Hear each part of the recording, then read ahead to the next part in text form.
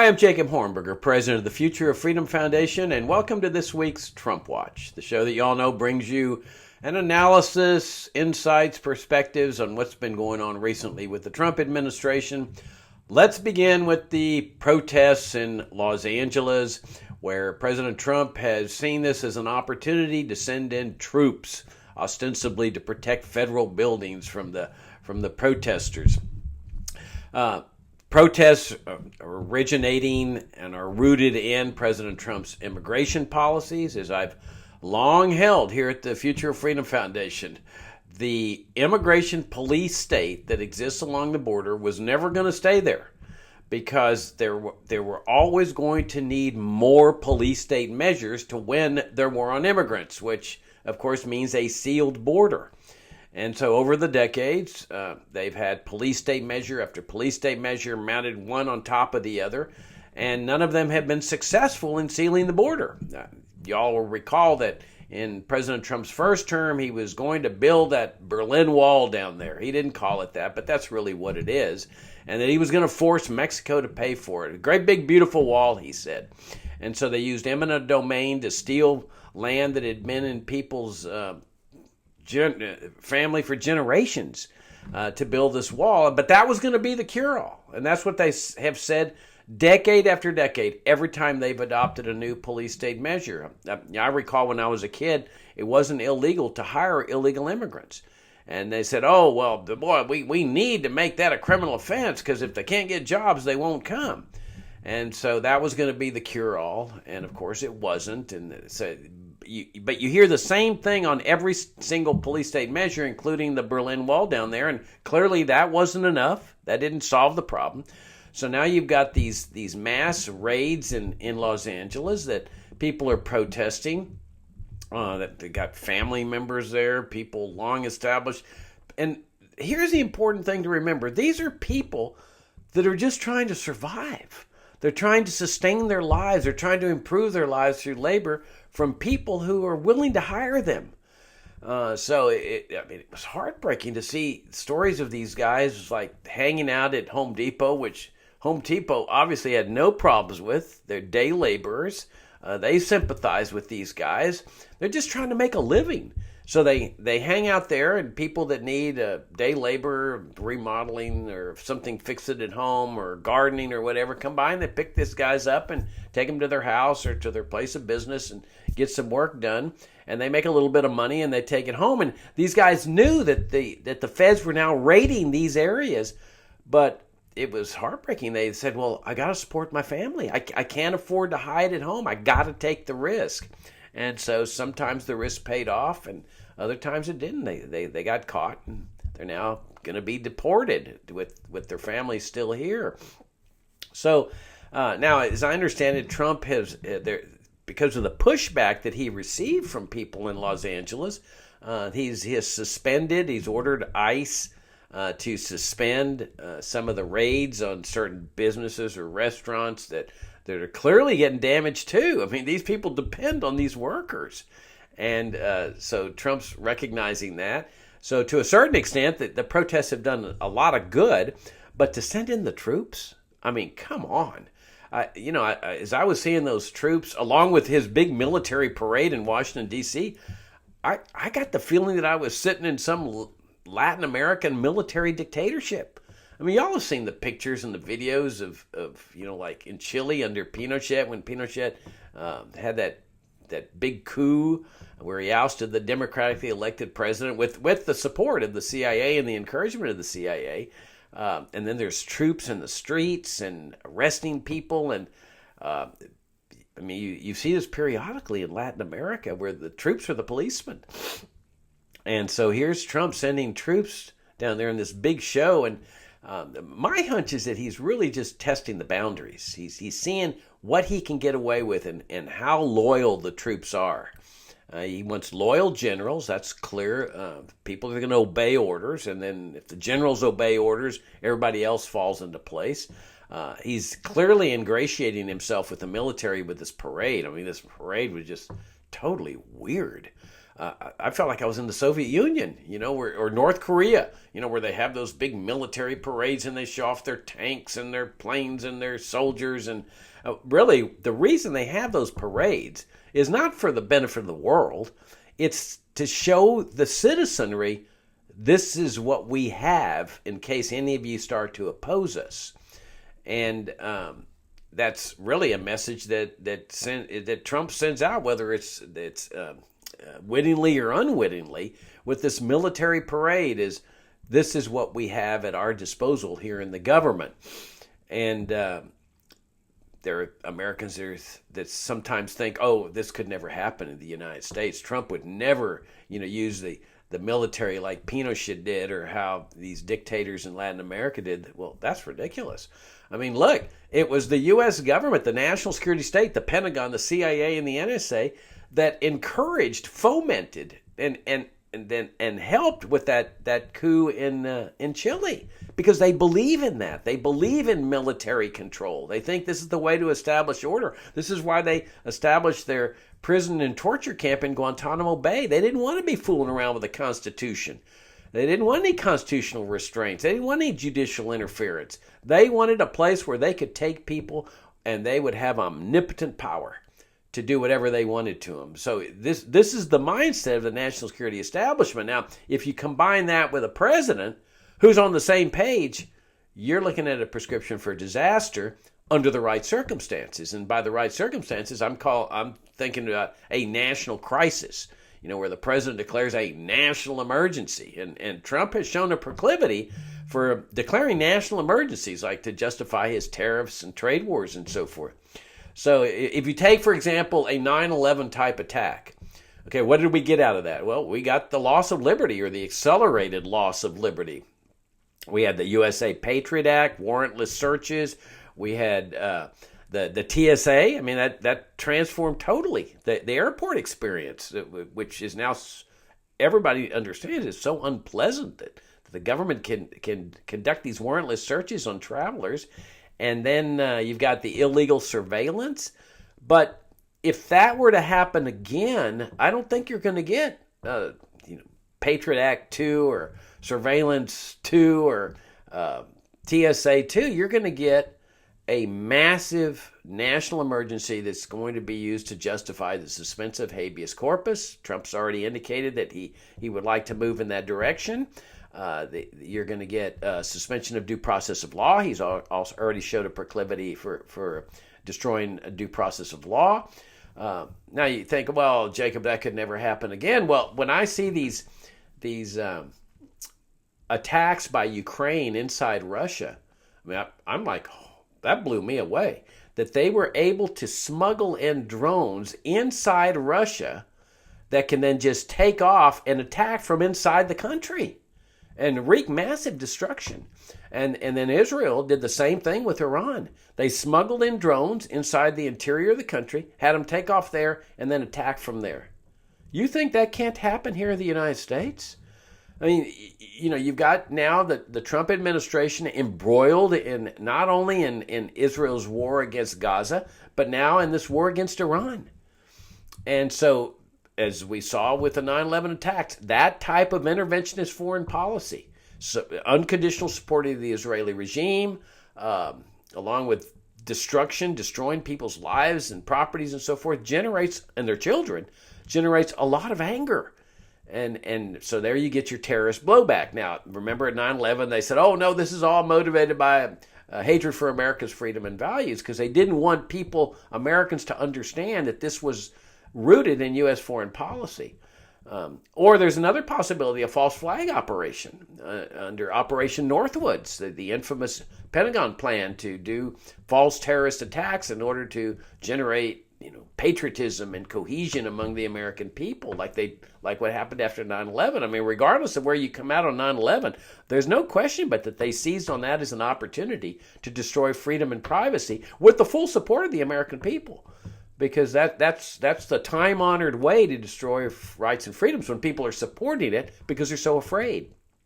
So let's assume that somebody smuggles in these drones or parts of the drones and constructs them in some warehouses at 5 different cities in the United States, or let's assume it's a false flag operation, and all of a sudden one day there's 5 cities under attack, massive destruction with these drones. I will guarantee you that U.S. officials are going to be thinking in terms of suspending habeas corpus, declaring martial law, and due process of law canceled, where we're living under military rule. I mean, if you see Trump so quickly, so easily sending troops to Los Angeles when it was totally unnecessary, imagine a major attack like that. And this is why it is so critically important that we talk about civil liberties now. Because if you wait till after the civil liberties are destroyed, it's too late, including freedom of speech. At that point, every libertarian, every American will have to make a choice. Do you dare criticize what they're doing, knowing that they're going to possibly take you over to CCOT, the terrorist confinement center that exists there in El Salvador? There would be a lot of CCOTs here in the United States quickly forming, where the military would be grabbing people and putting them in there. And how many people are going to want to take that risk? So this is why you have, when there's this problem with civil liberties, you have to raise people's attention to it right now so that there's pushback on it, so people are aware of the critical importance to civil liberties. Now, I think 99% of libertarians who came into the libertarian movement came in because of economic liberty. That's the way it happened with me. I discovered Ludwig von Mises and Friedrich Hayek and Milton Friedman and Murray Rothbard and so forth, Leonard Read.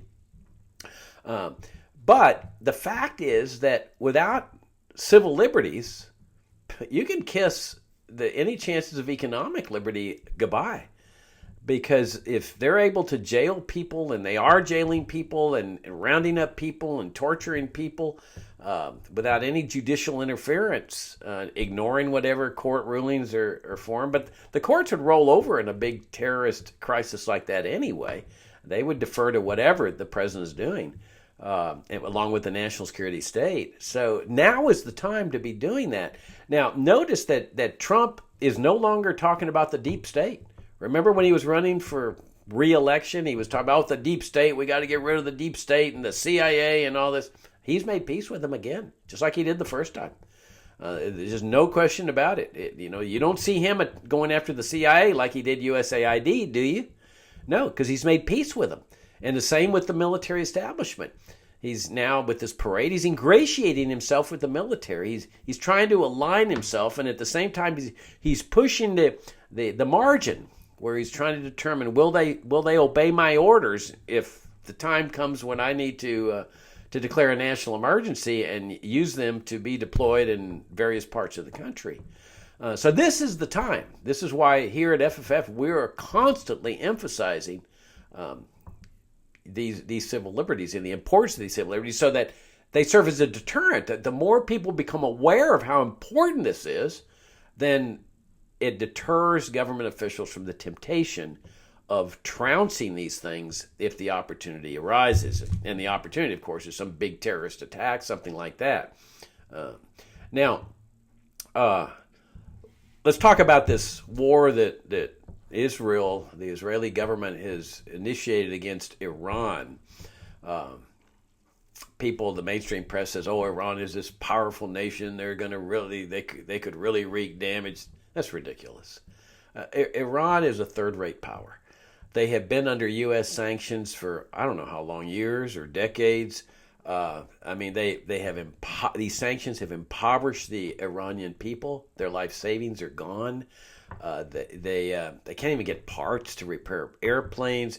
And when you've got an impoverished society, you have less tax revenues to support the government, which means the government's armaments are not being replenished, and certainly not with the sanctions. Their military is third rate. They can't defend against the Israeli government. The Israeli government has been flooded year after year with brand new, state-of-the-art U.S. weaponry. Iran doesn't have a chance. And so there's going to be a lot of people killed on both sides. Many more Iranians are going to die than Israelis. And it's sad that people are dying on both sides. And I think it's important to recognize the roots of what's going on here. And that root. Remember, I've said from the beginning here that the Trump administration that the problem is not Donald Trump, and the problem is not that he wants to make America great again. It's that we have bad systems in this country, and that nobody elected president can make these bad systems work. And one of these bad systems is foreign interventionism. The other one is the national security state form of governmental structure that we adopted in the 1940s. The national security state system has omnipotent powers. Arguably, the national security branch of the government, the Pentagon, the CIA, and the NSA, are running the federal government. They wield the omnipotent power, especially in foreign affairs. And then you got that combined with foreign interventionism, and you see this with respect to Iran and the relations that the U.S. has with Iran. A lot of the mainstream media and the mainstream commentators think that the history of U.S.-Iran relations began in 1979 with the Iranian Revolution that ousted the U.S. puppet dictator, the Shah of Iran, and put in the Ayatollah. But actually, they go back to 1953. And that was the year Mohammad Mossadegh was the democratically elected president of Iran. He was Time Magazine's Man of the Year, very prominent guy, very popular guy in Iran.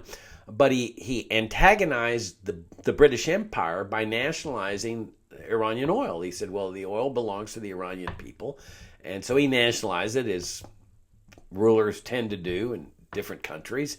And that obviously antagonized the British Empire, but he anticipated that and threw all the British officials out of the country so they couldn't do anything. And so the Brits turned to the CIA and said, would you guys help us get our oil interests back? And so the CIA, along with U.S. officials, said, yeah, we'll do that.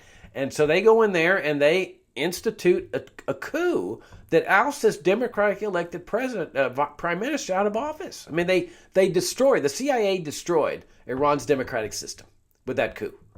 And they install the Shah of Iran, or reinstall the Shah of Iran, with omnipotent tyrannical powers. I mean, this guy was one of the most brutal dictators you'd ever find. And the Iranian people had to suffer under this guy for many, many years. His secret police force was a combination CIA and FBI. And it was terrifying. I mean, any kind of opposition, they would seize on it, national security. And they were arresting people and detaining them. In other words, no civil liberties. Civil liberties were canceled under the Shah. No habeas corpus, you get a hint of what life would be like by, a national emergency where civil liberties are canceled by looking at what was happening in Iran, or even under Chile under Pinochet. Same thing. It's not a pleasant society. And so the Iranian people were suffering. I mean, people would be taken into custody and left in jail for years at a time, no charges, tortured brutally, all because they had spoken out against the regime. And so in 1979, the Iranian people had enough. Now, when people revolt violently, they've had enough, because they're going to lose their lives in a revolution. A lot of people are going to lose their lives. And that's what happened. They revolted against the Shah. They violently ousted him from power.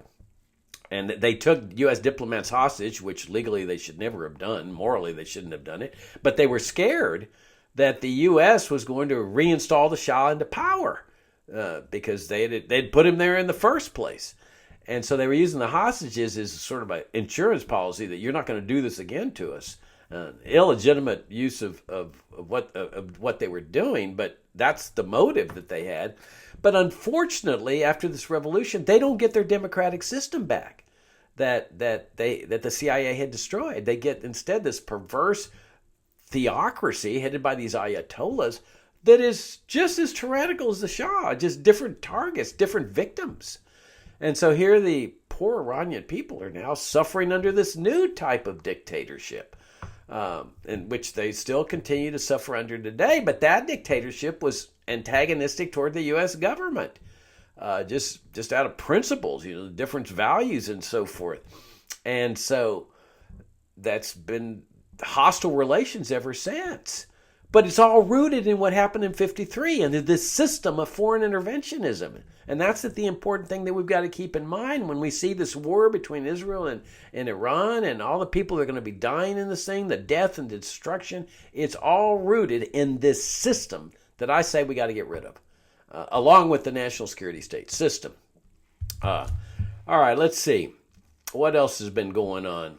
Well, this guy Abrigo Garcia, you guys remember him, I'm sure.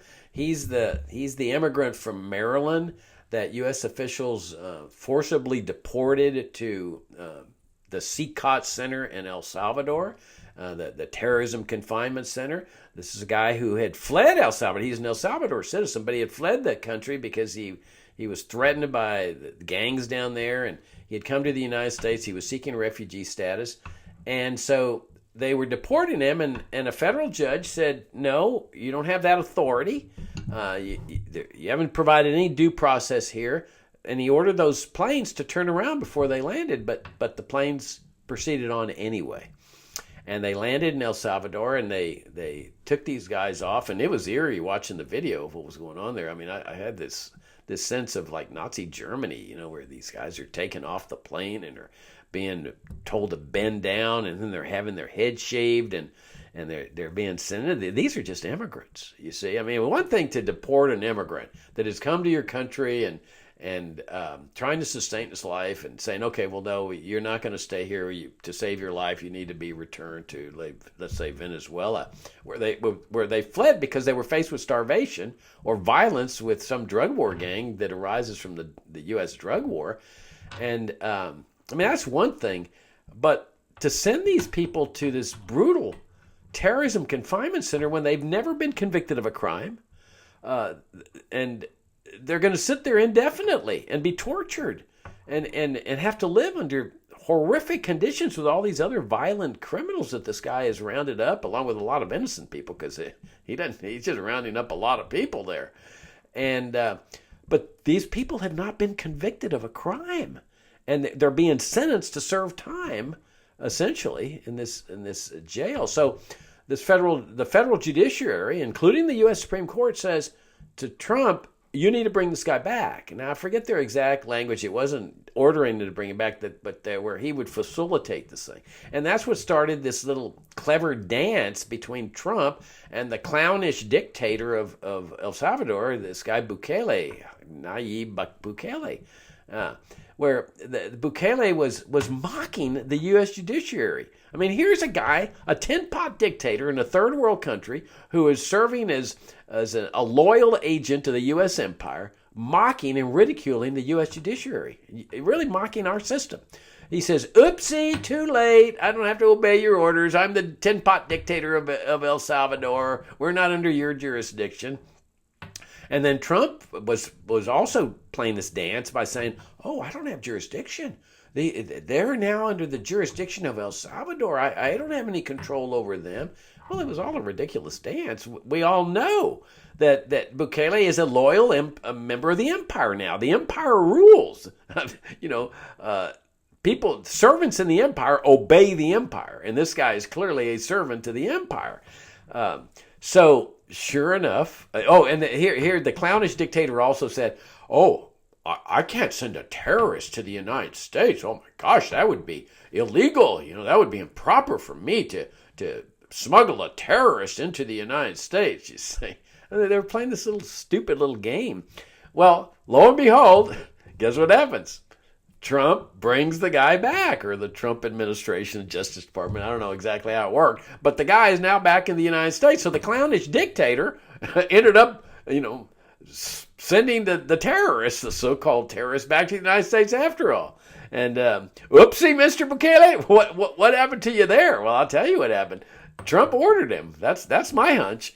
That Trump ordered him. Hey, I need you now to stop playing the dance in the game we were playing, and you need to put this guy on a plane or whatever and bring him back to the United States. So now they're bringing him back to the United States. So now they're technically in compliance with the judicial orders, which they were doing their best to ignore, which is obviously very dangerous when the president is ignoring judicial orders in terms of dictatorial rule, which is what these protests all across the nation were all about. No kings, because we're not supposed to have a king. But now they've charged the guy with a criminal offense of transporting illegal immigrants, which is a felony offense to transport illegal immigrants, dating back 5 years. See, they remembered that he had been put in a traffic stop. Some cop had stopped him, and he had some other immigrants in the car, and they didn't charge him 5 years ago. But they dug that up and said, "Oh, we're going to charge him that along with some other crimes," and which is okay. That's part of our judicial system. They can charge, but charges are not crimes. Okay, they're just charges, and so we'll see what happens. But in the meantime, they're keeping him in jail. We'll see if a federal judge allows the man to go out on bond, which is our system of justice, where they're free pending the trial. But it's clear that they're just they're really going after this guy, and so we'll see what happens there. So there is another story here that I'll wrap up with on immigration. It is absolutely horrific. The guy's name is Gregory Sanabria Tarazona, and this was in the Washington Post. This is a guy that is now held under ICE detention here in the United States. He's a refugee from Venezuela. He's asking for refugee status. And this is what happened to the guy. He was about, 8 years ago or so. I'm not really sure how many years, but let's say 8 or 9 years ago, he was a student at the university, a university student, college student there in Venezuela.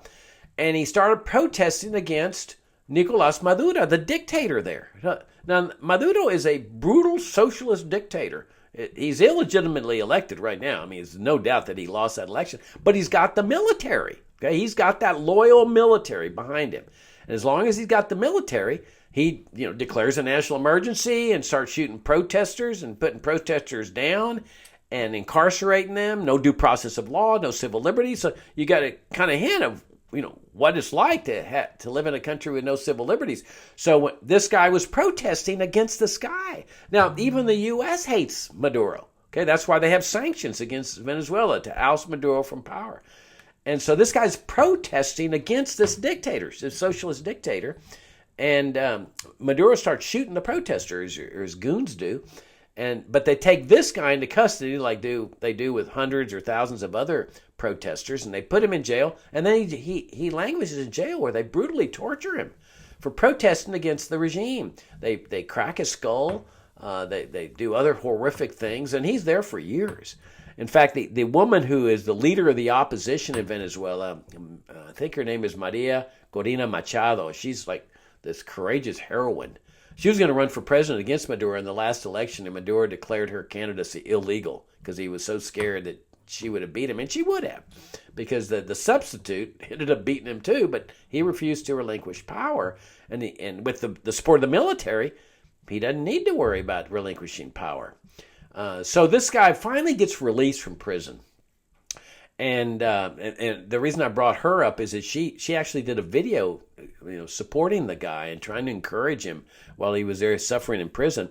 So he gets released, and on the condition that he keep his mouth shut. This guy says, "I'm not keeping my mouth shut." So he starts protesting again. And then he notices that military intelligence goons, their version of Homeland Security, start following him. So he flees the country, and he makes it through the Darien Gap, and he comes all the way to the United States, and he seeks refugee status. They're going after this guy. They're detaining him. They're threatening him with deportation to El Salvador, okay, where he'd have to sit in the terrorism confinement center, just like he did under Maduro. And they're threatening him because they want him to voluntarily self-deport to Venezuela, where he's going to be under the tyranny of this guy. I guarantee he will find himself back in the penitentiary, being tortured again. I mean, if that doesn't show the perversity of this whole immigration control system, I don't know what does. I've been saying it since the beginning of this, at least for umpteen years, maybe the beginning of this foundation, that this police state that exists along the border was never going to stay there. It's impossible that it would be confined just to the borderlands. That to win this war on immigrants, to seal the border, ultimately it was going to expand nationwide. And Trump's proving that. I mean, Trump is showing that to win this war on immigrants, to seal this border, and you see the right wing saying, "Oh man, he's winning it. The rate of immigration coming into the United States is really low. We're winning it." To win it, you've got to have a nationwide police state. And we see this in Los Angeles now with the troops over there. We see it with Gestapo-like kidnapping of immigrants who criticize the Israeli government. You see it with this sending of people to the CICOT Center without due process of law and who have never been convicted of a crime. I mean, this is ugly. Okay, this is real ugly. But this is all part and parcel of the system, of the immigration control system. It cannot be separated out from this immigration control system. You bring this system into existence, it's like lightning and thunder. You bring lightning in, you're going to get the thunder. And now we're experiencing the thunder, and that ultimately is going to have an effect on us. The people who think, oh, no, Jacob, these powers will be exercised only against them. They're suffering the height of naivete, that ultimately they get extended to the citizenry. We see this torture. We saw it with indefinite detention. Remember when they were torturing an American citizen named Jose Padilla, and the courts upheld that and indefinitely detaining him, American citizen. And they assassinated American citizens. Courts didn't get involved to stop it. So this is why we need to change our systems here in this country. And that means a lot of soul searching, where we search how we start out as a nation. What were our systems there? What worked? What was good? And then we build on that. We restore those sound founding principles, and then we build on them. And then we have now the foundation for a nice, prosperous, peaceful, and harmonious society. That's my Trump Watch for this week. Thank you all for tuning in. Thanks for your great support of the Future of Freedom Foundation, and I'll see you next time.